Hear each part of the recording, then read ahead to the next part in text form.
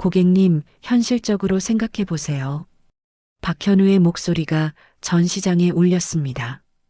이런 차는 아무나 사는 게 아니거든요. 다음에는 상황에 맞는 매장으로 가시라는 겁니다. 주변에서 웃음소리가 터졌어요. 직원들이 서로 눈짓을 주고받으며 비웃고 있었습니다. 맞아요. 현실을 좀 알아야죠. 요즘 이런 분들 때문에 곤란해요. 고객들도 불편한 시선으로 저를 바라봤어요. 마치 제가 민폐를 끼치는 사람이라는 듯이 말이에요. 저는 아무 말도 하지 못했습니다. 목이 메어서 소리가 나오지 않았거든요. 이해해 주셔서 감사합니다. 박현우가 만족스러운 표정으로 고개를 끄덕였어요. 저는 그냥 고개만 끄덕이고 돌아섰습니다. 더 이상 버틸 수가 없었거든요. 그런데 그들은 몰랐습니다. 지금 모욕하고 있는 이 노인이 누구인지, 그리고 이 건물의 진짜 주인이 누구인지를 말이에요. 이야기를 시작하기 전에 구독과 좋아요를 부탁드립니다. 구독과 좋아요는 영상 제작에 많은 도움과 힘이 됩니다. 안녕하세요. 저는 강도식이라고 합니다. 올해 68이죠. 요즘 사람들 보면 나이 얘기하는 것을 좋아하지 않는데 저는 그냥 솔직하게 말하는 편입니다. 숨길 게 뭐가 있겠어요. 세월이 흘러서 이만큼 살아온 것 뿐인데 말이에요. 오늘 아침도 여느 때와 다르지 않았습니다. 5시 반쯤 눈이 떠져서 라디오 틀고 간단하게 체조를 했어요. 아내가 살아있을 때부터 쭉 해온 습관이거든요. 이제는 혼자 하게 됐지만 그래도 계속하고 있습니다. 커피 한 잔 마시고 신문을 보다가 문득 생각이 났어요. 어제 정비소 사장이 전화를 했었죠. 사장님, 차 점검 한번 받아보시죠. 15년이나 탄 차인데 엔진 오일이랑 브레이크 패드도 갈아야 할 것 같아요. 제 차는 작은 경차입니다. 처음 샀을 때부터 지금까지 15년을 함께 했어요. 요즘 젊은 사람들은 차를 자주 바꾸던데 저는 그런 성격이 아닙니다. 한번 쓰기 시작하면 끝까지 쓰는 편이에요. 자동차 부품 유통업을 30년 넘게 했으니까 차에 대해서는 좀 알죠. 그래서 정비소 사장 말이 맞다는 걸 알고 있었습니다. 미루면 안 되는 일이었어요. 그럼 오늘 맡기겠습니다. 그렇게 해서 오전 10시쯤 정비소에 차를 맡겼습니다. 사장이 말하길 오후 4시쯤 되면 끝날 거라고 하더라고요. 집까지는 걸어서 20분 정도 거리입니다. 날씨도 좋고 해서 천천히 걸어가려고 했는데 그때 문득 생각이 났어요. 지난주에 옛 동료였던 김 사장이 전화를 했었거든요. 도식이 요즘 벤츠 E클래스 신형 나왔다는데 실물 좀 봐줄 수 있나? 살까 말까 고민 중인데 사진으로만 보니까 감이 안 와서 말이야. 김 사장은 저보다 5살 아래입니다. 예전에 같은 업계에서 일했었죠. 성격이 꼼꼼해서 뭐든 직접 확인하고 결정하는 사람이에요. 그런데 지방에 살아서 서울 올라오기가 쉽지 않다고 하더라고요. 그럼 제가 한번 보고 사진 찍어서 보내드릴까요? 아이고, 그러면 고맙지. 색깔이랑 내부 인테리어 같은 것도 좀 자세히 봐주고. 그런 약속을 했었는데 깜빡 잊고 있었습니다. 마침 시간도 있고 해서 가보기로 했어요. 집에서 가장 가까운 수입차 전시장은 도보로 10분 거리에 있었습니다. 큰 도로변에 있는 꽤 규모가 있는 곳이에요. 지나갈 때마다 봤지만 들어가 본 적은 없었죠. 정비소에서 나와서 그쪽으로 걸어갔습니다. 오늘 입은 옷은 평소와 다를 게 없었어요. 10년 넘게 입은 검정색 점퍼에 편한 운동화였죠. 특별히 멋을 부릴 필요도 없고 그냥 차 한번 보고 올 뿐이니까요. 전시장 앞에 서니 유리창 너머로 반짝이는 자동차들이 보였습니다. 검은색, 흰색, 은색 차들이 조명 아래 가지런히 서 있더라고요. 깨끗하고 번쩍번쩍했습니다. 유리문을 열고 들어갔어요. 안은 생각보다 넓었습니다. 여러 대의 차가 전시되어 있고 한쪽에는 상담 테이블들이 놓여 있었죠. 에어컨이 적당히 틀어져 있어서 시원했어요. 그런데 이상했습니다. 분명히 사람들이 보였는데 아무도 저를 보지 않더라고요. 한쪽에서는 정장을 입은 젊은 남자가 컴퓨터를 보고 있었습니다. 다른 쪽에서는 여자 직원이 서류를 정리하고 있었고요. 그 외에도 직원으로 보이는 사람들이 몇 명 더 있었는데 모두들 각자 할 일을 하고 있었어요. 저는 입구에서 잠시 서서 기다렸습니다. 보통 이런 곳에 가면 직원이 먼저 와서 인사를 하거든요. 그런데 아무도 오지 않았어요. 좀 이상하다 싶어서 가까이 있던 직원에게 다가갔습니다. 20대 후반쯤 되어 보이는 여자 직원이었어요. 깔끔한 정장을 입고 있었죠. 안녕하세요. 제가 먼저 인사를 했습니다. 직원이 고개를 들더니 잠깐 저를 봤어요. 그러고는 다시 서류로 시선을 돌렸습니다. 네, 안녕하세요. 대답은 했는데 뭔가 어색했어요. 시선을 마주치지 않으면서 대충 하는 인사 같았거든요. 저는 당황하지 않고 차분하게 말했습니다. 벤츠 E클래스 신형 모델 좀 보려고 하는데요. 아, 네. 저기 있습니다. 직원이 손으로 가리켜준 방향을 봤어요. 흰색 벤츠가 한 대 서 있었습니다. 그런데 설명을 더 해주거나 함께 가자는 말은 없었어요. 그냥 가리키기만 하고 다시 자기 일을 하더라고요. 참 이상한 일이었습니다. 제가 자동차 업계에 오래 있어서 아는데 보통은 손님이 오면 바로 다가와서 상담을 시작하거든요. 그런데 여기는 완전히 달랐어요. 저는 혼자서 그 차 앞으로 갔습니다. 흰색 E클래스 신형이었어요. 김 사장이 관심 있어 하던 바로 그 모델이죠. 차 주변을 천천히 돌면서 살펴봤습니다. 외관 디자인이나 색깔, 휠 같은 것들을 자세히 봤어요. 김 사장에게 정확히 전달해 주려면 꼼꼼히 봐야 했거든요. 그런데 계속 이상한 기분이 들었습니다. 마치 제가 투명 인간이 된 것 같았어요. 분명히 전시장 안에 있는데 아무도 저를 신경 쓰지 않았거든요. 다른 직원들을 한 번 더 봤습니다. 정장을 입은 남자 직원은 여전히 컴퓨터만 보고 있었고 아까 인사했던 여자 직원도 서류 정리에만 집중하고 있었어요. 다른 사람들도 마찬가지였죠. 그때 문득 깨달았습니다. 이 사람들이 저를 손님으로 생각하지 않는다는 걸 말이에요. 제 차림새를 다시 한번 보니 그럴만했습니다. 낡은 점퍼에 오래된 운동화, 그리고 이 나이까지. 아마 이 사람들 눈에는 그냥 구경하러 온 노인으로 보였을 거예요. 이런 경험이 처음은 아니었습니다. 요즘 세상이 많이 바뀌었거든요. 겉모습으로 사람을 판단하는 경우가 많아졌어요. 이해가 안 되는 건 아니지만 그래도 기분이 좋지는 않았습니다. 하지만 저는 화를 내거나 그러지 않았어요. 그냥 조용히 차를 계속 봤습니다. 김 사장과의 약속이 있으니까 제대로 봐야 했거든요. 차 문을 열어보고 싶었는데 아무도 도와주는 사람이 없으니 그냥 외관만 봤어요. 색깔이나 크기, 전체적인 디자인은 충분히 확인할 수 있었습니다.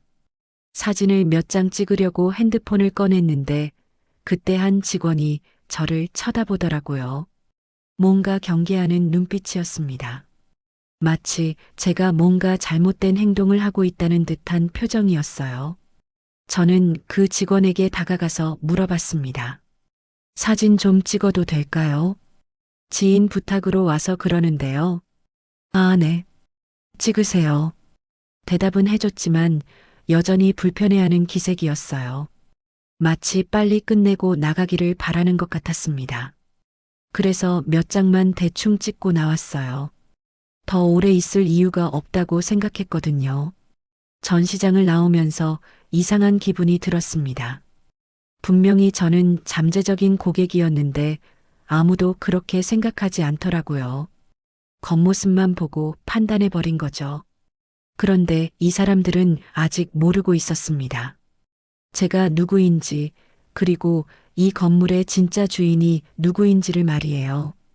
저는 천천히 차 주변을 한 바퀴 더 돌았습니다. 김 사장에게 제대로 된 정보를 전해주려면 좀 더 자세히 봐야 했거든요. 특히 내부 인테리어를 확인해야 했어요. 차 문 손잡이에 손을 가져갔습니다. 문을 열어서 안을 보려고 했죠. 그런데 그 순간이었어요. 잠깐만요. 뒤에서 급한 목소리가 들렸습니다. 돌아보니 아까 컴퓨터를 보고 있던 젊은 남자 직원이 빠른 걸음으로 다가오고 있었어요. 정장을 깔끔하게 입은 40대 초반 정도로 보이는 사람이었습니다. 이 차는 그냥 보실 수 있는 게 아닙니다. 저는 손을 멈췄어요. 문 손잡이에 거의 닿을 뻔했는데 공중에서 그대로 멈춘 셈이었죠. 예, 어떤 말씀이시죠? 최대한 정중하게 물어봤습니다. 이 모델은 예약 고객만 실물을 보실 수 있어요. 미리 상담 약속을 잡고 오셔야 합니다. 직원의 말투는 딱딱했어요. 마치 규정을 읽어주는 것 같았습니다. 그리고 저를 보는 눈빛이 불편했어요. 뭔가 경계하는 듯한 느낌이었거든요. 저는 잠시 당황했습니다. 전시장이니까 당연히 전시된 차를 볼 수 있을 거라고 생각했거든요. 그런데 예약 고객만 볼 수 있다니 이상한 얘기였어요. 그럼 예약을 하면 되는 건가요? 네, 그렇습니다. 하지만 이 모델은 대기가 좀 있어서요. 다음 주나 그 다음 주쯤 가능할 것 같습니다. 다음 주라니. 저는 오늘 보고 김 사장에게 알려주려고 했는데 말이에요. 지금 당장은 안 되는 건가요? 간단하게 내부만 좀 보려고 하는데. 죄송합니다. 규정이 그렇게 되어 있어서요. 직원의 태도는 변하지 않았습니다. 융통성이라고는 전혀 없었어요. 마치 저를 귀찮아하는 것 같았습니다. 저는 이해가 가지 않았어요. 차를 파는 곳에서 손님이 차를 보겠다는데 안 된다고 하다니. 그것도 예약을 해야 한다고 하고요. 그런데 바로 그때였습니다. 전시장 입구로 한 사람이 들어왔어요. 정장을 말끔하게 차려입은 50대 정도의 남성이었습니다. 비싼 구두를 신고 있었고 손목에는 고급 시계가 반짝였어요. 전체적으로 여유로운 모습이었죠. 그 사람이 들어오자마자 분위기가 확 바뀌었습니다. 아까 저를 무시하던 여자 직원이 바로 일어나서 다가갔어요. 얼굴에는 환한 미소가 떠올랐습니다. 어서 오세요, 고객님. 오늘도 좋은 하루 되고 계시죠? 목소리도 완전히 달랐어요. 밝고 정중했습니다. 저에게 했던 차가운 인사와는 비교가 되지 않았죠. 오늘은 어떤 모델을 보고 싶으시나요? 여자 직원이 정중하게 물어봤습니다. S클래스 좀 볼 수 있을까요? 물론입니다. 이쪽으로 오시죠. 그러면서 여자 직원이 그 남성을 안내했어요. S클래스가 전시된 곳으로 가더라고요. 그런데 놀라운 건 그 차가 제가 서 있는 곳에서 불과 몇 미터 떨어진 곳에 있었다는 거예요.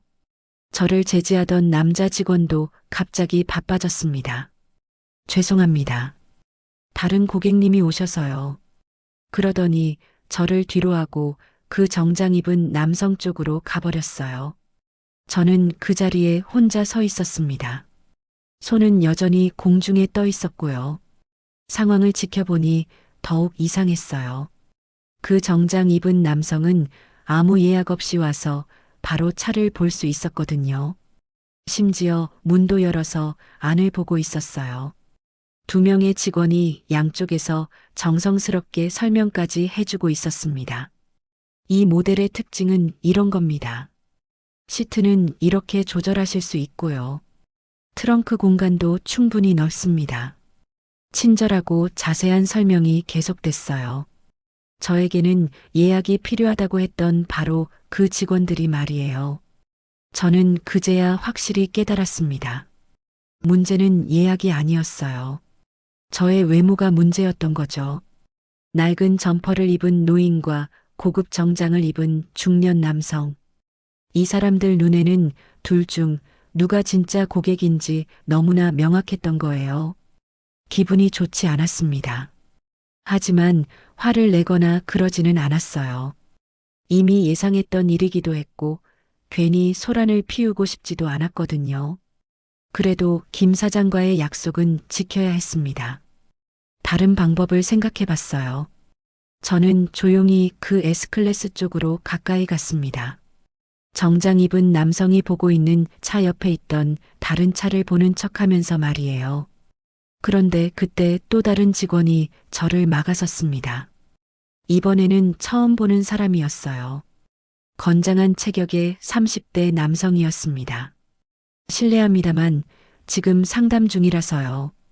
저는 다른 차를 보고 있었는데요. 이쪽 구역은 잠시 출입을 제한하고 있습니다. 말도 안 되는 소리였어요. 전시장에서 구역을 제한한다니. 그것도 다른 손님이 있다고 해서 말이에요. 하지만 저는 더 이상 말하지 않았습니다. 이미 상황이 어떤 건지 충분히 파악했거든요. 저는 조용히 전시장 한쪽 구석으로 갔어요. 거기서 잠시 상황을 지켜봤습니다. 정장 입은 남성은 편안하게 여러 대의 차를 보고 있었어요. 직원들은 그의 뒤를 따라다니면서 친절하게 설명해주고 있었고요. 심지어 차 시동도 걸어서 엔진 소리까지 들려주고 있었습니다. 배기음이 어떤지 한번 들어보세요. 이 차의 가속력은 정말 훌륭합니다. 직원들의 목소리에는 진심 어린 열정이 담겨 있었어요. 저에게는 보여준 적 없는 모습이었죠. 그 모습을 보면서 이상한 기분이 들었습니다. 분노라기보다는 서글픔에 가까웠어요. 사람을 겉모습으로 판단하는 것이 이 정도인 줄은 몰랐거든요. 물론 어느 정도는 이해합니다. 장사를 하는 입장에서는 실제 구매력이 있는 고객에게 더 신경을 쓸 수밖에 없죠. 하지만 이 정도로 노골적일 필요는 없지 않나 싶었어요. 최소한의 예의라도 지켜야 하는 거 아닌가요? 저는 핸드폰을 꺼내서 김 사장에게 메시지를 보냈습니다. 이 클래스는 못 받고 다른 방법 알아보겠습니다. 사실대로 말할 수는 없었어요. 차를 보러 갔는데 겉모습 때문에 못 봤다고 하면 김 사장이 기분 나빠할 테니까요. 그때 정장 입은 남성이 상담을 마치고 나가는 것 같았어요. 직원들이 정문까지 배웅하고 있었습니다. 다음에 또 오세요. 언제든지 연락 주시면 됩니다. 좋은 하루 되세요. 정중한 인사가 계속됐어요. 그 남성이 나간 후에 직원들이 다시 각자 자리로 돌아갔습니다. 그런데 여전히 저에게는 아무도 다가오지 않았어요. 저는 그때 생각했습니다. 이 상황이 단순히 오늘 하루만의 문제가 아닐 수도 있겠다는 걸 말이에요. 요즘 세상이 많이 바뀌었다고는 들었지만 이 정도일 줄은 몰랐거든요. 겉모습으로 사람의 가치를 판단하는 일이 이렇게 자연스럽게 벌어지고 있다니.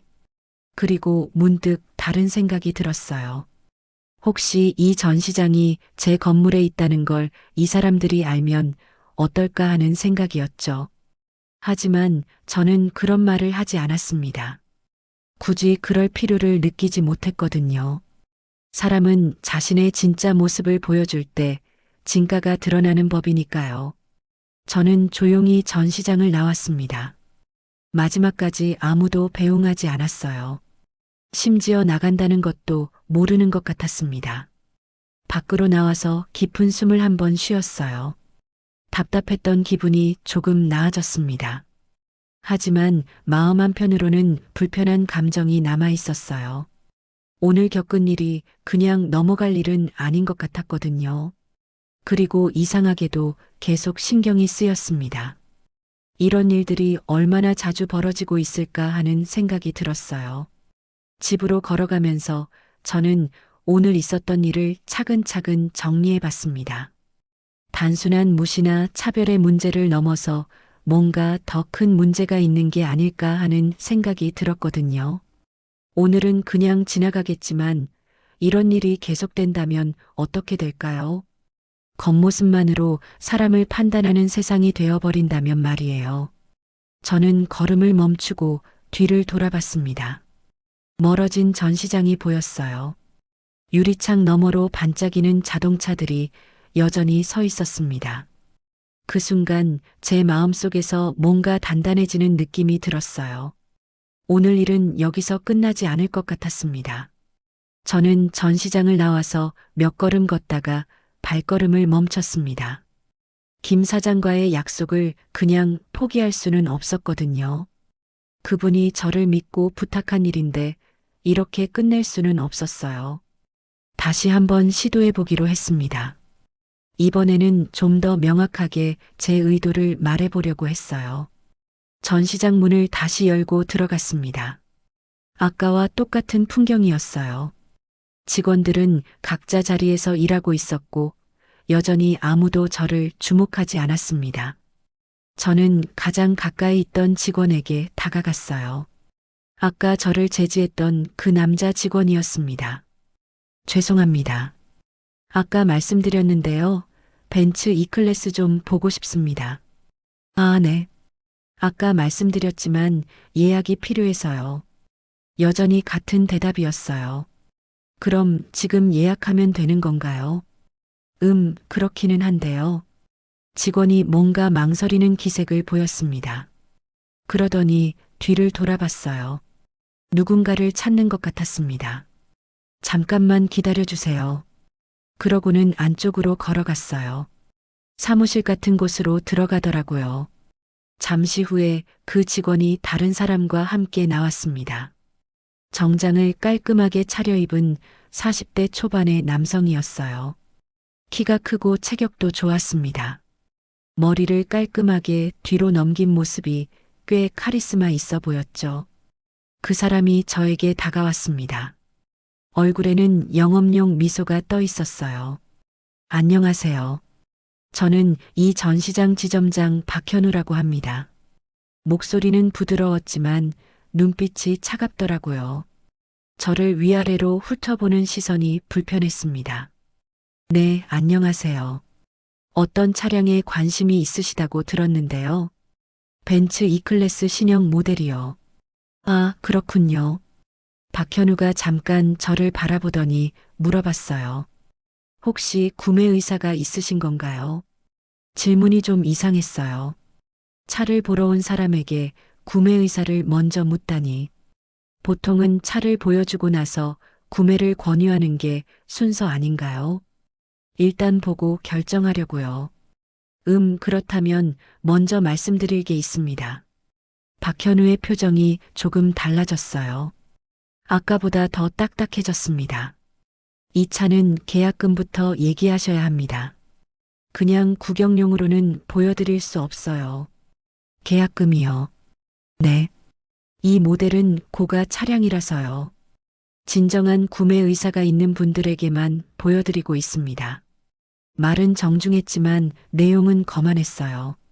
마치 저에게 구매력이 없다고 단정하고 있는 것 같았습니다. 그럼 계약금이 얼마나 되는 건가요? 이 모델은 7천만 원대입니다. 계약금은 최소 1,000만 원은 준비하셔야 해요. 1,000만 원이라니. 저에게는 큰 돈이 아니었지만 박현우의 의도를 알 것 같았어요. 제가 그 정도 돈을 낼 수 없을 거라고 생각하고 있는 거죠. 그냥 좀 보려고 하는데요. 실제 구매는 제가 아니라 다른 분이 하실 거거든요. 다른 분이요. 박현우의 눈빛이 더욱 차가워졌어요. 네, 지인 부탁으로 와서 보고 사진 찍어서 전해드리려고 합니다. 아, 그렇다면 더욱 안 되겠네요. 예. 저희는 실제 고객이 아닌 분께는 차량을 보여드리지 않습니다.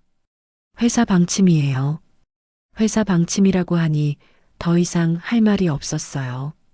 하지만 뭔가 이상했습니다. 아까 정장 입은 남성에게는 그런 얘기를 하지 않았거든요. 그럼 제가 직접 살 의사가 있다고 하면 보여주시는 건가요?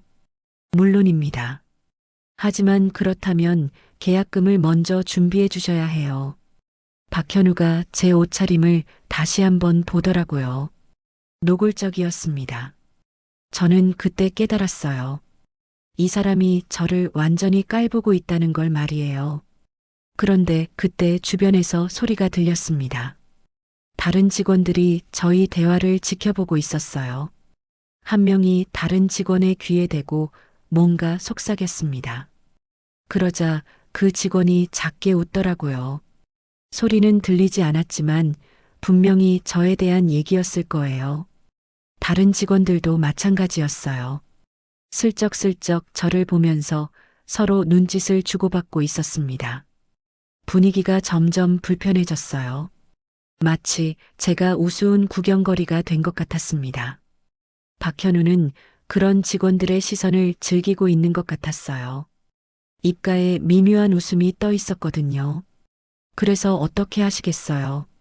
박현우가 다시 물어봤습니다. 이번에는 대답을 재촉하는 듯한 말투였어요. 저는 잠시 고민했습니다. 계속 이런 식으로 갈등을 이어갈 필요가 있을까 싶었거든요. 좀 더 생각해 보겠습니다. 그러세요. 대신 다음에 오실 때는 미리 연락 주시고요. 박현우가 명함을 꺼내서 저에게 건넸어요. 하지만 건네는 방식이 무례했습니다. 마치 시혜를 베푸는 것처럼 말이에요. 저는 명함을 받았습니다. 거절하면 더 큰 소동이 날 것 같았거든요. 그럼 이만 가보겠습니다. 네, 수고하세요. 박현우의 인사에는 진심이 없었어요. 그냥 빨리 나가라는 뜻으로 들렸습니다. 저는 고개를 끄덕이고 전시장을 나섰습니다. 그런데 문을 나서면서 뒤에서 작은 웃음소리가 들렸어요. 참 별일이 다 있네. 요즘 정말 이상한 사람들이 많이 와. 직원들의 목소리였습니다. 저를 두고 하는 말이라는 걸 알 수 있었어요. 박현우의 목소리도 들렸습니다. 앞으로는 좀 더 신경 써서 걸러야겠어. 걸러야겠다는 표현이 특히 불쾌했어요. 마치 제가 원치 않는 손님이라는 뜻으로 들렸거든요. 저는 전시장에서 완전히 나와서 길을 걸었습니다. 발걸음이 무겁더라고요. 오늘 겪은 일이 단순한 오해나 실수가 아니라는 걸 확실히 알았어요. 의도적이고 체계적인 차별이었습니다. 그들은 저를 처음부터 끝까지 잠재적 고객으로 보지 않았어요. 그냥 시간 낭비하는 방해꾼 정도로 여겼던 거죠. 특히 박현우의 태도는 정말 실망스러웠습니다. 지점장이라는 사람이 그런 식으로 손님을 대하다니. 직원들도 마찬가지였어요. 하지만 저는 아직 화를 내지 않았습니다. 그럴 필요를 느끼지 못했거든요. 다만 한 가지는 확실했어요. 이 일이 여기서 끝나지는 않을 거라는 거였습니다. 저는 주머니에서 박현우가 준 명함을 꺼냈어요. 박현우, 지점장이라고 적혀 있었습니다. 그 아래에는 전화번호와 이메일 주소가 있었어요. 그런데 명함을 보면서 이상한 생각이 들었습니다. 이 사람이 과연 이 전시장이 누구 건물에 있는지 알고 있을까 하는 생각이었죠. 아마 모를 거예요. 임대 계약은 본사에서 하고 지점장은 그냥 매장 운영만 하니까요. 건물주가 누구인지는 관심도 없을 겁니다. 저는 명함을 다시 주머니에 넣었어요. 당분간은 그냥 두고 볼 생각이었습니다. 집으로 걸어가면서 오늘 있었던 일을 차근차근 정리해 봤어요. 박현우라는 사람은 완전히 외모로 사람을 판단하는 타입이었습니다. 아마 평소에도 그런 식으로 장사를 해왔을 거예요. 그리고 직원들도 마찬가지였어요. 상사가 그렇게 하니까 따라서 하는 거겠지만 그래도 너무 노골적이었습니다. 이런 일들이 얼마나 자주 벌어지고 있을까 하는 생각이 들었어요. 저처럼 평범하게 차려입은 사람들이 이런 대우를 받고 있을 거라는 생각 말이에요. 그리고 한 가지 더 생각이 들었습니다. 혹시 저 사람들이 제 정체를 안다면 어떨까 하는 거였죠. 아마 태도가 180도 바뀔 겁니다. 갑자기 친절해지면서 죄송하다고 할 거예요. 하지만 그런 변화가 진심일까요? 아니면 그냥 이익 때문일까요? 저는 그런 변화를 보고 싶지 않았어요. 차라리 지금 이 상황이 더 솔직한 것 같았거든요. 사람의 진짜 모습은 이런 때 드러나는 법이니까요. 집에 거의 다 와서 저는 발걸음을 멈췄습니다. 뒤돌아보니 전시장이 멀리 보였어요. 그 순간 마음속에서 뭔가 결정이 선 느낌이 들었습니다. 오늘 일은 분명히 어떤 결과로 이어질 거라는 확신이 들었어요. 언제가 될지는 모르지만 분명히 그날이 올 거였습니다. 저는 전시장을 나와서 몇 걸음 걷다가 문득 멈춰 섰습니다. 김 사장에게 뭐라고 연락을 드려야 할지 막막했어요. 그냥 못 봤다고 하기에는 너무 성의 없어 보였거든요. 잠시 고민하다가 다시 한 번만 시도해 보기로 했습니다. 이번에는 좀 더 구체적으로 제 상황을 설명해 보려고 했어요. 전시장 문을 다시 열고 들어갔습니다. 박현우가 여전히 그 자리에 서 있었어요. 제가 들어오는 걸 보더니 약간 놀란 표정을 짓더라고요. 아, 다시 오셨네요. 목소리에는 짜증이 섞여 있었습니다. 네, 한 가지만 더 말씀드리고 싶어서요. 무슨 말씀이신지요? 박현우가 팔짱을 끼고 저를 바라봤어요. 완전히 귀찮아하는 표정이었습니다. 제가 지인분 부탁으로 온 거라고 말씀드렸잖아요. 그분이 정말 구매를 고려하고 계시거든요. 그렇다고 하셨죠. 그래서 혹시 사진이라도 찍을 수 있을까요? 외관만이라도 말이에요. 박현우가 잠깐 생각하는 듯 하더니 고개를 저었어요. 안 됩니다. 아까도 말씀드렸지만 회사 방침이에요. 정말 간단하게만요. 몇 장만 찍고 바로 나가겠습니다. 안 된다니까요. 박현우의 목소리가 좀 더 날카로워졌어요. 그러더니 주변을 둘러보더라고요. 다른 직원들이 다 저희를 보고 있었습니다. 고객님, 박현우가 갑자기 정중한 말투로 바뀌었어요. 하지만 눈빛은 차가웠습니다. 이 차 가격이 얼마인지는 아시죠? 네. 7천만 원이 넘습니다. 유지비도 만만치 않고요. 박현우가 천천히 말했어요. 마치 저에게 설명해 주는 듯한 말투였습니다. 연간 보험료만 해도 수백만 원이고 정비 비용도 상당합니다. 네, 알고 있습니다.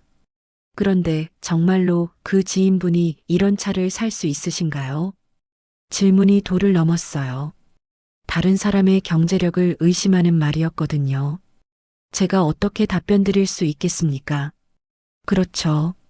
모르시는 게 당연합니다. 박현우가 미소를 지었어요. 하지만 그 미소가 너무 불쾌했습니다. 그렇기 때문에 저희가 신중할 수밖에 없는 거예요. 시간 낭비가 되는 경우가 너무 많거든요. 시간 낭비라는 말을 대놓고 하더라고요. 또 한 가지는요. 박현우가 계속 말했습니다. 이런 고급 차량을 구매하시는 분들은 보통 직접 오세요. 다른 사람에게 대리로 부탁하는 경우는 거의 없어요. 그럴 수도 있죠. 네, 그렇습니다. 그러니까 이해해 주세요. 박현우의 말이 끝나자 주변에서 작은 웃음소리가 들렸어요. 직원 중 한 명이 다른 직원의 귀에 뭔가 속삭이면서 웃고 있었습니다. 다른 직원들도 비슷했어요. 서로 눈짓을 주고받으면서 제 상황을 우스워하고 있는 것 같았습니다. 박현우는 그런 분위기를 즐기고 있었어요. 직원들의 시선을 받으면서 더욱 당당해 보였습니다. 그래서 제 제안은요. 박현우가 다시 입을 열었어요. 다음에는 상황에 맞는 매장으로 가시라는 겁니다. 상황에 맞는 매장이라니 완전히 저를 무시하는 말이었어요.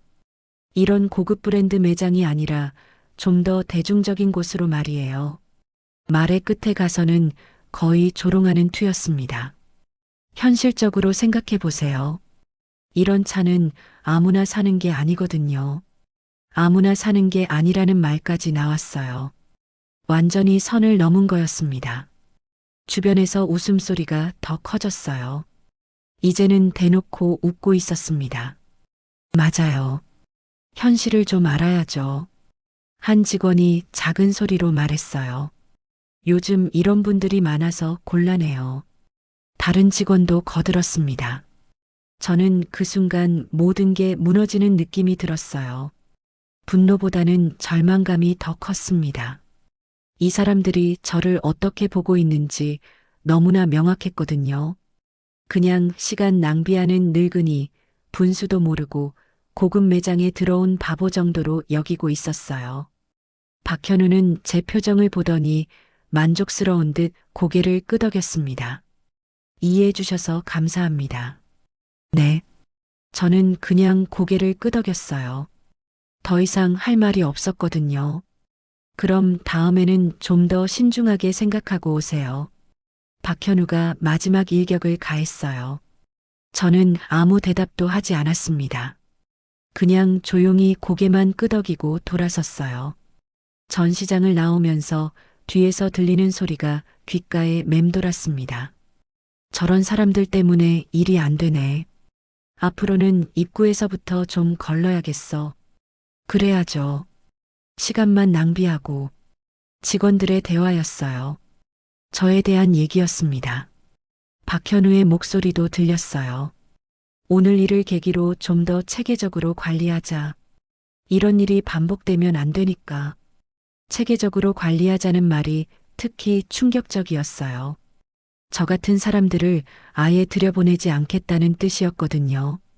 저는 전시장에서 완전히 나와 길가에 서 있었습니다.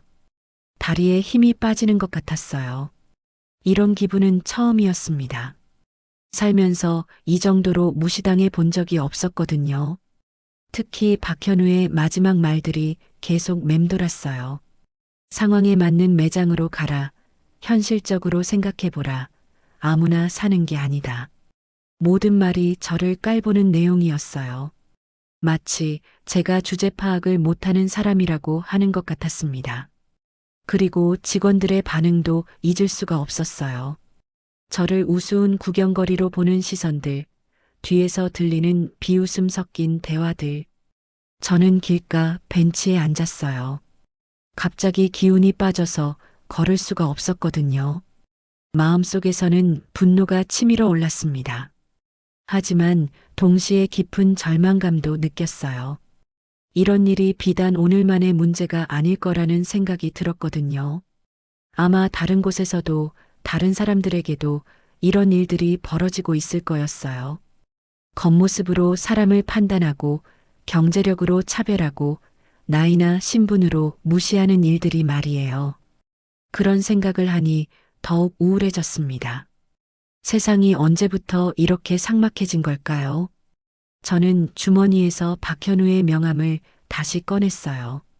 박현우, 지점장이라고 적힌 그 명함을 바라보며 생각했습니다. 이 사람은 아마 평생 이런 식으로 살아갈 거예요. 겉모습으로 사람을 판단하고 돈 있는 사람에게만 아부하면서 말이에요. 그리고 그런 태도가 틀렸다는 걸 깨달을 기회도 없을 겁니다. 주변 사람들이 다 비슷하니까요. 하지만 저는 달랐어요. 오늘 당한 이 모욕을 그냥 넘어갈 수는 없었습니다. 벤치에서 일어나면서 저는 마음속으로 다짐했어요. 언젠가는 이 상황을 바로잡겠다고 말이에요. 언제가 될지는 모르겠지만 분명히 그날이 올 거였습니다. 박현우와 그 직원들이 오늘 자신들의 행동이 얼마나 잘못된 것이었는지 깨닫게 될 날이 말이에요. 저는 천천히 집 쪽으로 걸어갔습니다. 발걸음은 무거웠지만 마음속에는 새로운 결심이 생겨나고 있었어요. 오늘 당한 모욕은 절대 잊지 않을 겁니다.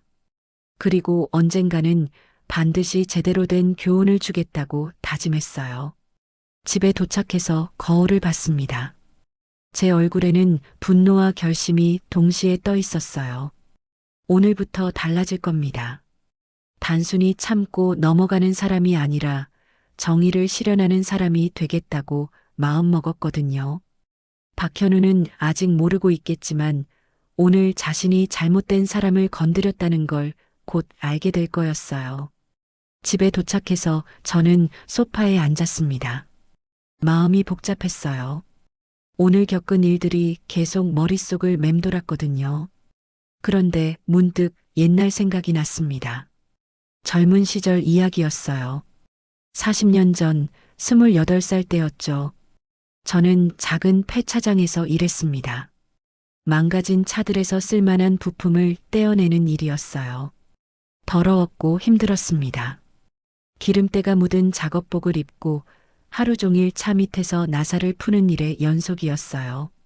그때 저를 보는 사람들의 시선도 곱지 않았습니다. 폐차장에서 일하는 사람이라는 편견이 있었거든요. 하지만 저는 포기하지 않았어요. 부품 하나하나를 정성껏 손질해서 팔았습니다. 품질을 보장하고 정직하게 거래했죠. 이 부품은 문제 없습니다. 제가 직접 확인했어요. 손님들에게 항상 그렇게 말했어요. 신뢰가 가장 중요하다고 생각했거든요. 그런 식으로 10년을 버텼습니다. 조금씩 돈을 모으고 조금씩 사업을 키워갔어요. 40살이 되었을 때 작은 자동차 부품 가게를 차렸습니다. 폐차장에서 나온 중고 부품만 팔던 저에게는 큰 도약이었어요. 처음에는 손님이 많지 않았습니다. 하지만 품질과 서비스로 승부했어요. 한 분 한 분 정성껏 모셨죠. 사장님, 이 부품 좀 더 싸게 해주세요. 알겠습니다. 단골 손님이니까 조금 깎아드릴게요. 그런 식으로 장사를 했어요. 사람을 먼저 보고 장사를 한 거였죠. 사업이 조금씩 커지면서 직원들을 뽑기 시작했습니다. 대부분 저와 비슷한 처지의 사람들이었어요. 형님, 월급이 적어서 월세가 부담스러워요. 그런 말을 들으면 저는 월세를 깎아줬습니다. 어려운 시절을 함께 버텨야 한다고 생각했거든요. 걱정하지 마. 사업이 잘 되면 월급도 올려줄 테니까. 직원들과 가족 같은 관계를 유지했어요. 그게 제 경영 철학이었습니다. 10년이 더 흘렀어요. 사업은 점점 커졌고 여러 지역에 매장을 열 수 있게 되었습니다.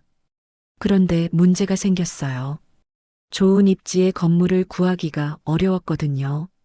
임대료도 비쌌고요. 그래서 결정했습니다.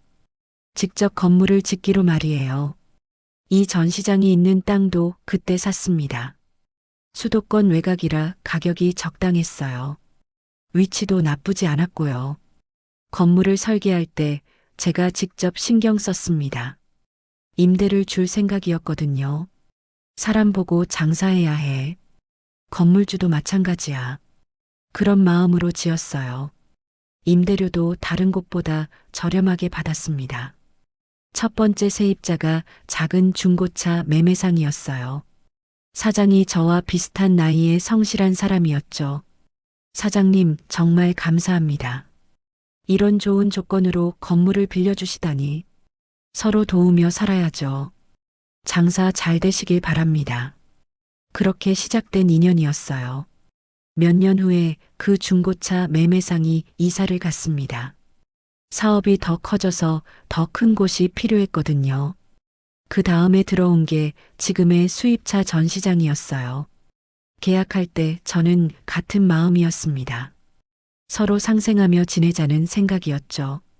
좋은 장사 되시길 바랍니다. 박현우에게도 그런 마음이었어요. 하지만 오늘 겪은 일을 생각하니 마음이 복잡했습니다. 제가 정성껏 지어준 건물에서 제가 믿고 맡긴 사람이 저를 그런 식으로 대했다는 게 믿어지지 않았어요. 특히 상황에 맞는 매장으로 가라는 말이 계속 떠올랐습니다. 정작 이 매장이 누구 덕분에 있는지도 모르면서 말이에요. 저는 깊은 한숨을 쉬었어요. 40년 동안 쌓아온 모든 것들이 머릿속을 스쳤습니다. 폐차장에서 시작해서 여기까지 오기까지의 긴 여정이었어요. 그 과정에서 저는 항상 사람을 먼저 생각했습니다. 돈보다 신뢰를, 이익보다 정을 중시했어요. 하지만 오늘 만난 박현우는 정반대였습니다. 오직 겉모습과 돈으로만 사람을 판단하더라고요.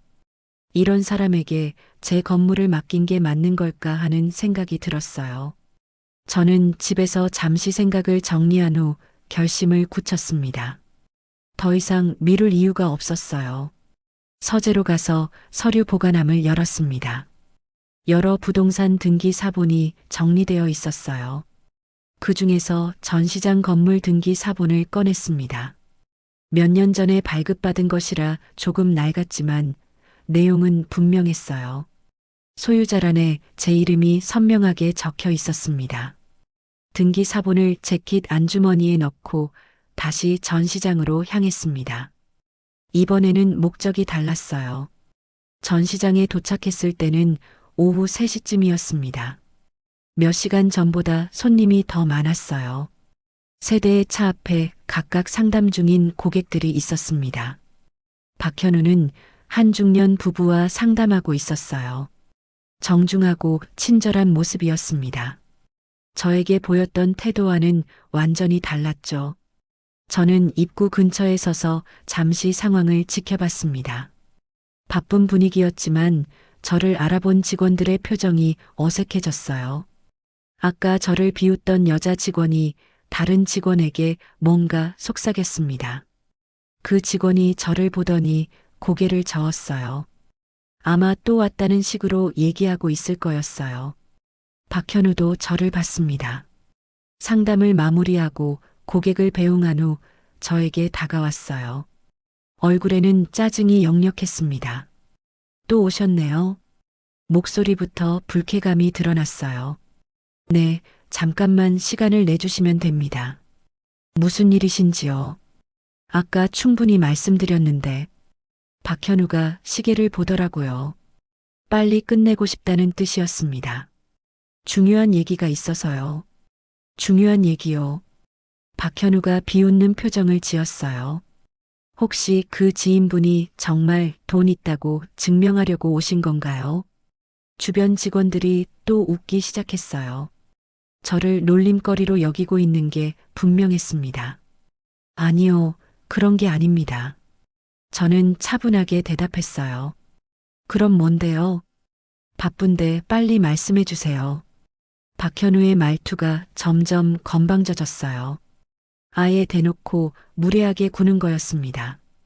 저는 잠시 전시장 안을 둘러봤습니다.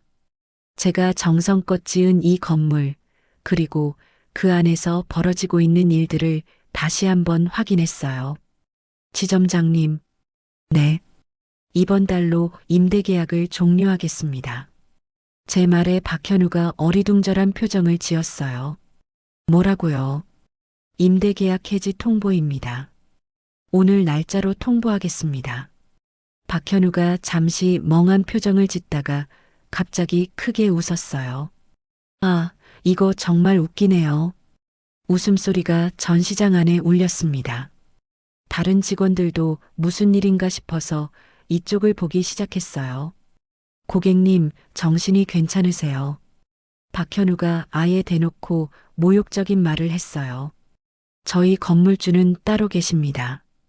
당신이 뭔데 계약 해지를 운운해요. 목소리가 점점 커졌어요. 다른 고객들도 이쪽을 보기 시작했습니다. 혹시 건물주 행세라도 하시려는 건가요? 박현우가 비웃으며 말했어요. 주변 직원들도 웃고 있었습니다. 진짜 별 사람이 다 있네. 한 직원이 작은 소리로 중얼거렸어요. 어이가 없어서 말이 안 나와. 다른 직원도 거들었습니다.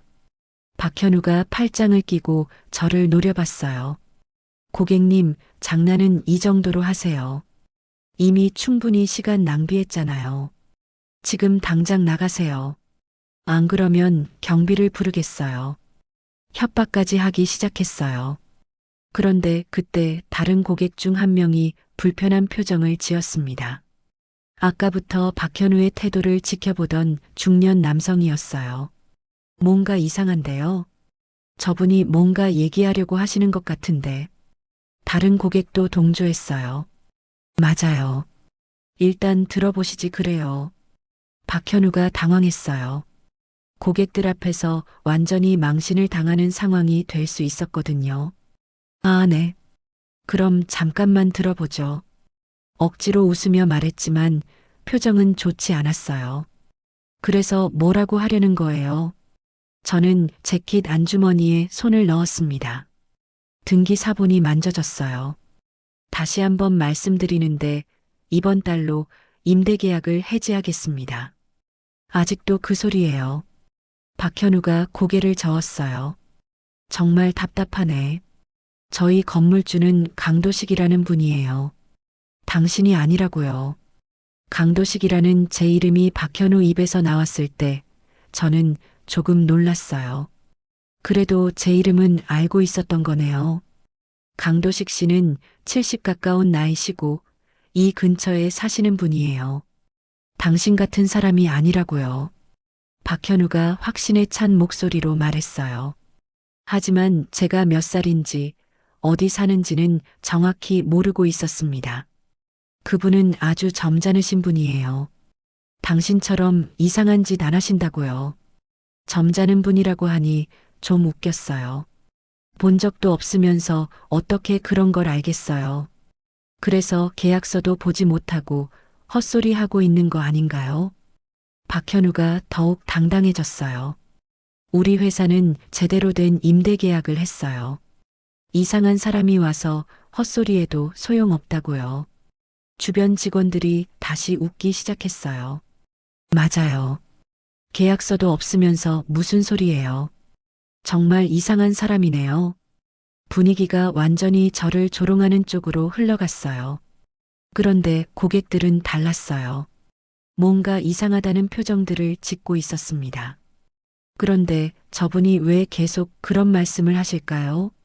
뭔가 이유가 있으실 것 같은데. 고객들의 말에 박현우가 더욱 당황했어요. 아니에요. 그냥 이상한 분이에요. 아까부터 계속 이런 식이었거든요. 그때 저는 주머니에서 등기 사본을 꺼냈습니다. 접혀있던 종이를 천천히 펼쳤어요. 이걸 한번 보시죠. 등기 사본을 박현우에게 내밀었습니다. 박현우가 의심스러운 눈빛으로 받아들었어요. 뭔데요, 이게? 종이를 펼쳐보더니 갑자기 얼굴 표정이 변했어요. 이게 뭐죠? 목소리가 떨렸어요. 저는 조용히 말했습니다. 부동산 등기 사본입니다. 이 건물 소유권을 증명하는 서류죠. 박현우가 종이를 자세히 들여다봤어요. 손이 미세하게 떨리고 있었습니다. 소유자 강도식? 박현우가 작은 소리로 읽었어요. 그 순간 전시장 안 공기가 얼어붙었습니다. 박현우의 얼굴에서 혈색이 사라졌어요. 입을 벌린 채로 저를 바라봤습니다. 이게 진짜인가요? 목소리가 거의 들리지 않을 정도로 작아졌어요. 네, 진짜입니다. 저는 차분하게 대답했어요. 주변 직원들도 상황을 파악하기 시작했어요.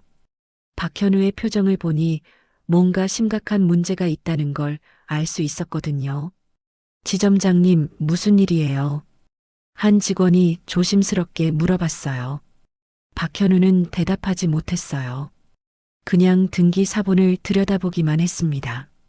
고객들도 상황이 심상치 않다는 걸 느꼈어요. 혹시 정말 건물 주세요? 한 고객이 저에게 조심스럽게 물어봤습니다.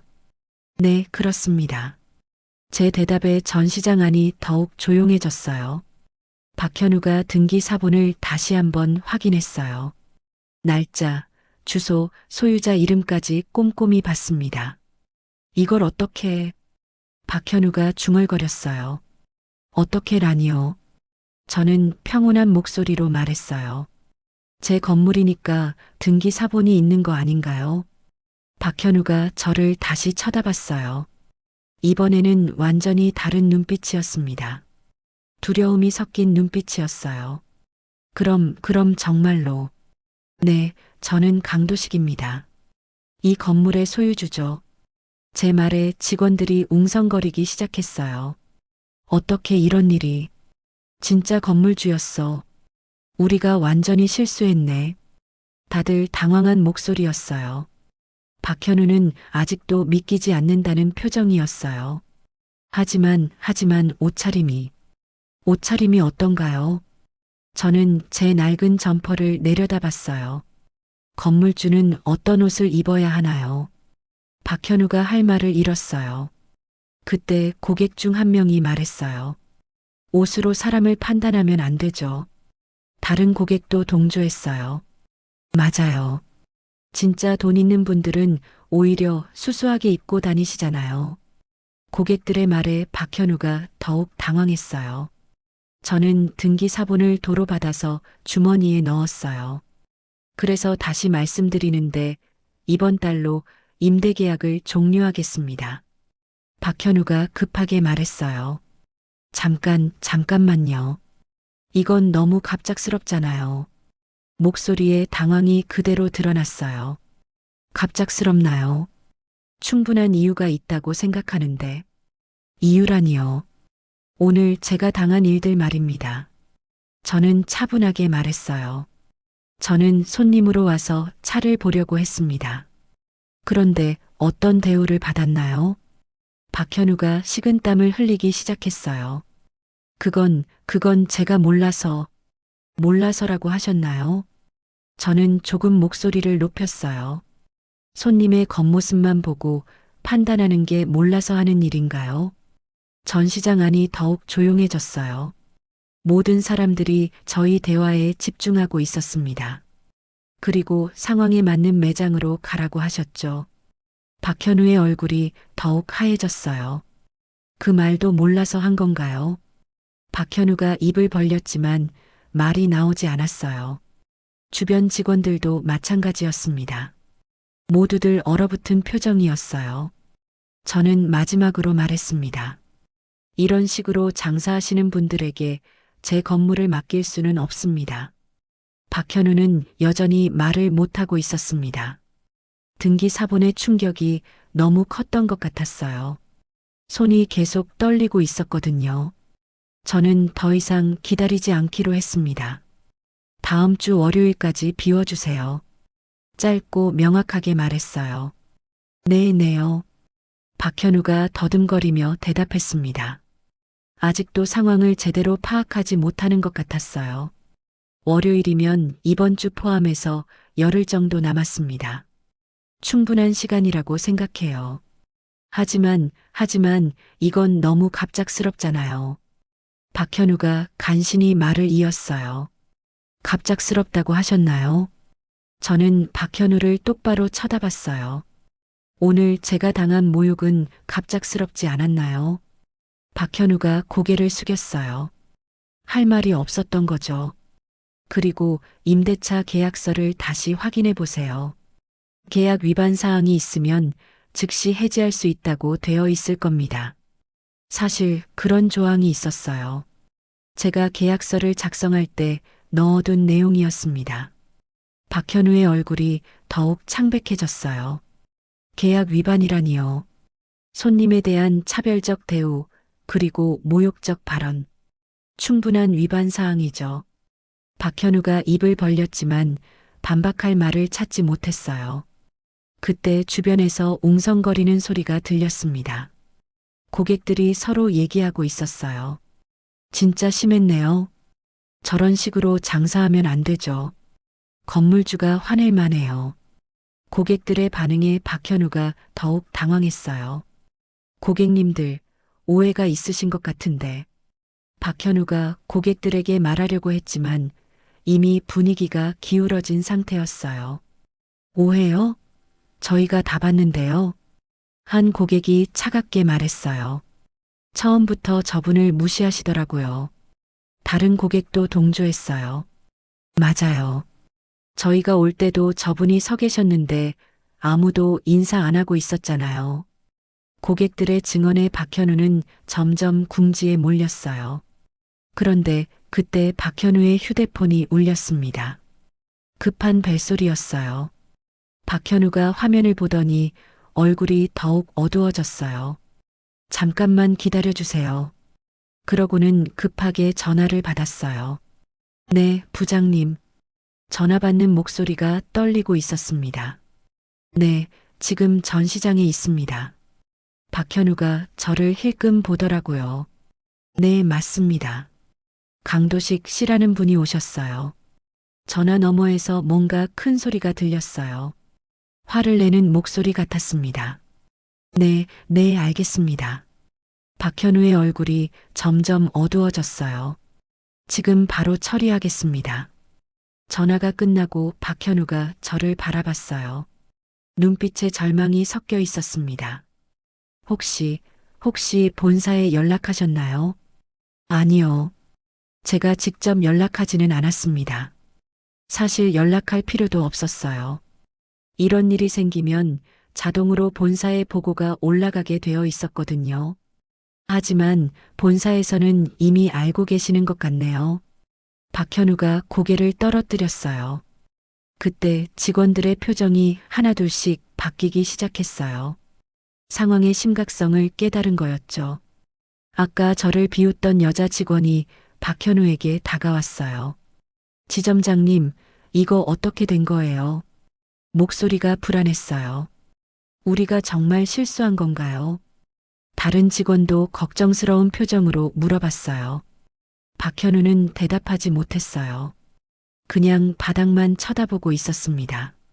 저는 그 모습을 조용히 지켜봤어요. 몇 시간 전까지만 해도 저를 무시하고 비웃던 사람들이 이제는 완전히 다른 모습이었습니다. 특히 박현우의 변화가 극명했어요.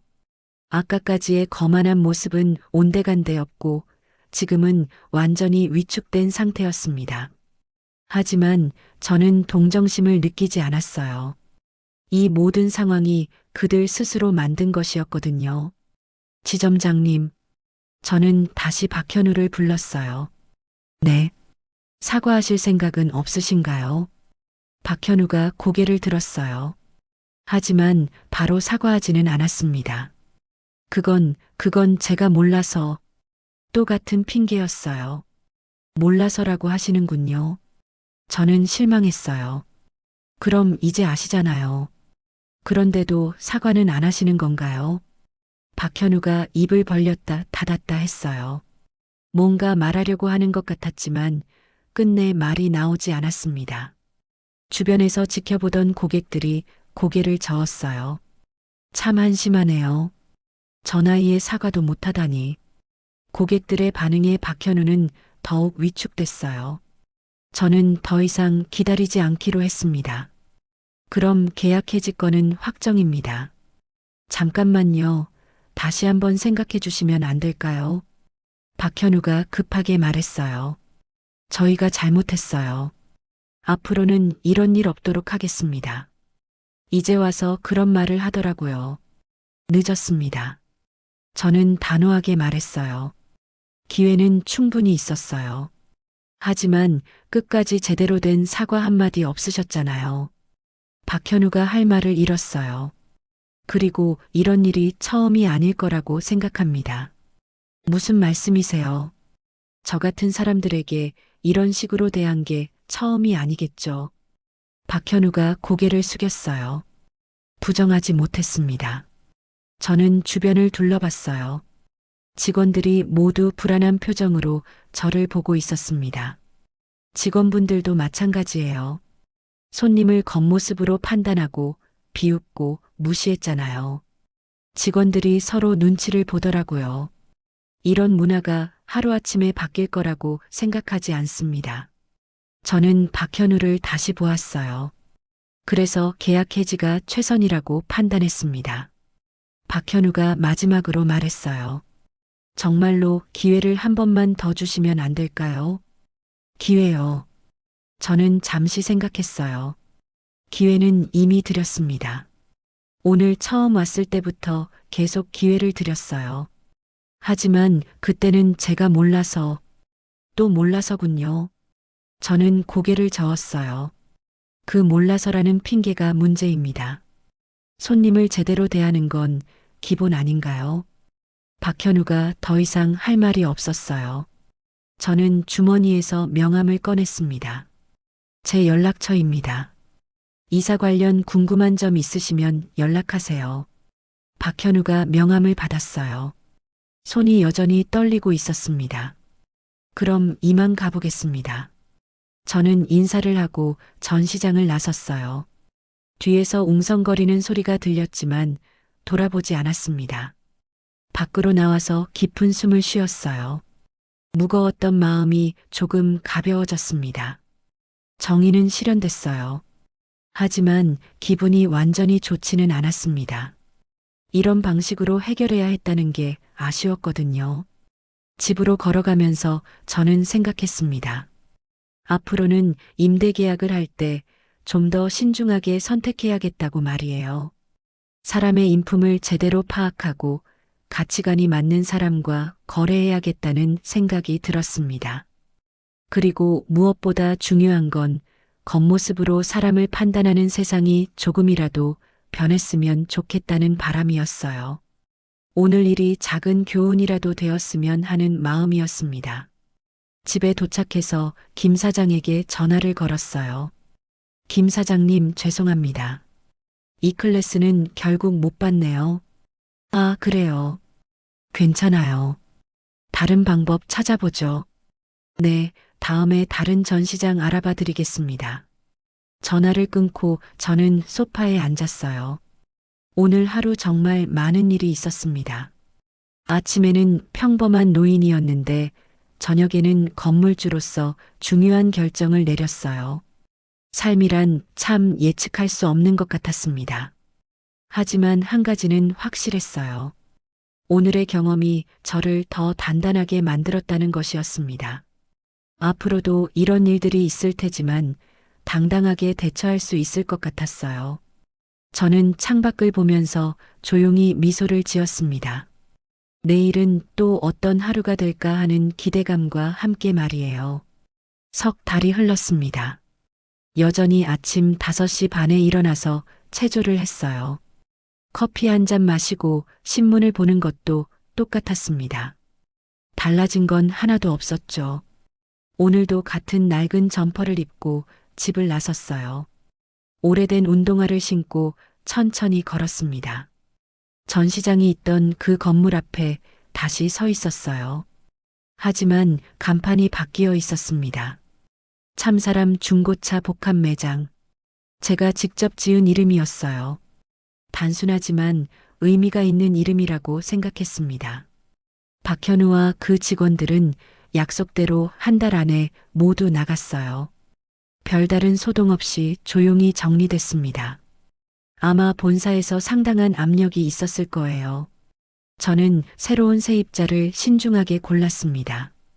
여러 업체에서 임대 문의가 왔지만 대부분 거절했어요. 마지막에 선택한 건 중소중고차 매매업체였습니다. 사장이 50대 중반의 성실해 보이는 분이었어요. 건물주님, 저희는 정직하게 장사하겠습니다. 첫 만남에서 한 말이었죠. 그 말이 진심처럼 들렸어요. 하지만 계약할 때 한 가지 조건을 걸었습니다. 직원 채용할 때 기준이 하나 있어야 합니다. 무슨 기준 말씀이신가요? 손님이 들어오면 누구든지 먼저 인사하는 사람으로 뽑으세요. 사장이 조금 의아해했지만 흔쾌히 승낙했어요. 당연한 얘기 아닙니까? 그렇게 하겠습니다. 오늘은 그 매장이 정식 오픈하는 날이었어요. 구경 삼아 한번 가보려고 했습니다. 문을 열고 들어갔어요. 내부가 완전히 바뀌어 있었습니다. 깔끔하고 따뜻한 분위기였어요. 중고차들이 가지런히 정렬되어 있었고 한쪽에는 상담 공간이 마련되어 있었습니다. 박현우 때와는 완전히 다른 느낌이었어요. 제가 들어가자마자 젊은 직원이 다가왔습니다. 안녕하세요. 어서 오세요. 밝고 정중한 인사였어요. 제 차림새를 전혀 신경 쓰지 않는 모습이었습니다. 오늘 오픈이라고 들었는데요. 네, 맞습니다. 구경해 보세요. 다른 직원들도 마찬가지였어요. 누구든지 먼저 인사하고 친절하게 안내해 줬습니다. 특히 한 직원은 제가 차를 자세히 보고 있자 다가와서 설명해 줬어요. 이 차는 관리가 아주 잘 된 차량입니다. 한번 시승해 보실까요? 정말 다른 세상 같았어요. 사장도 저를 알아보고 인사했습니다. 건물주님 오셨군요. 어떠세요? 아주 좋습니다. 이런 분위기가 맞는 것 같아요. 감사합니다. 말씀하신 대로 직원들 교육 철저히 했습니다. 정말 그런 것 같았어요. 모든 직원이 손님을 진심으로 반기는 모습이었습니다. 저는 매장을 한 바퀴 돌아보며 생각했습니다. 이게 진짜 장사구나 싶었어요. 사람을 먼저 보고 정을 나누고 신뢰를 쌓아가는 것.